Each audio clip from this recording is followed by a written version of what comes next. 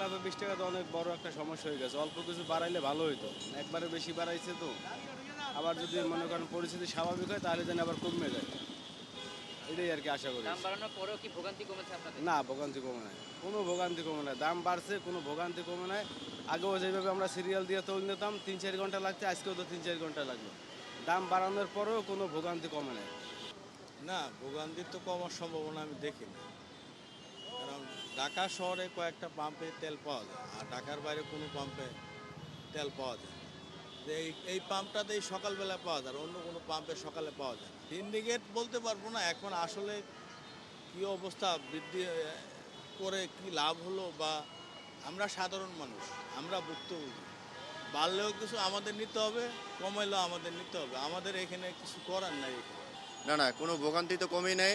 তবে আমার মতে, যেহেতু আমি একজন সাধারণ নাগরিক, আমার মতে রেশনিক সিস্টেমটা এখন উঠে দেওয়া উচিত। কারণ আপনি একটা জিনিস দেখেন, যদি 10টা পাম্প থাকে তার ভিতরে 2টা পাম্পে তেল দেওয়া হচ্ছে, 8টা পাম্পই অফ।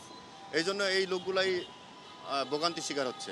এখন তো রেশনিং সিস্টেম নেই অনেক আগে থেকে। না, রেশনিক সিস্টেম নাই, তাই পাম্পগুলো পুরো খুলে দেওয়া হোক।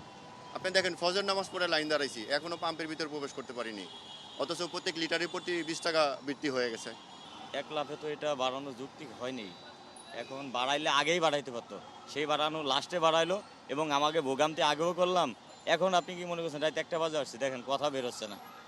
রাত 1টা বাজে, জাস্ট 1টা বাজে আমি তাও কাটাবনের এখান থেকে সিগন্যাল দিয়েছি, সিগনালে পাইছি কাটাবন আপনার, নাহলে এখান থেকে 1.5 কিলোমিটার দূরে হবে, সেইখান থেকে এই পর্যন্ত এসেছি। এখন তেল দিতেছে, এখন কতটুকু দিতেছে সেটা আমি সঠিক বলতে পারতেছি না, এখন আমার পাম্প অনেক দূরে। ভোগান্তি তো অন্তত কিছু বোঝা যায় না, ভোগান্তি আরো দুই একদিন পরে বোঝা যাবে।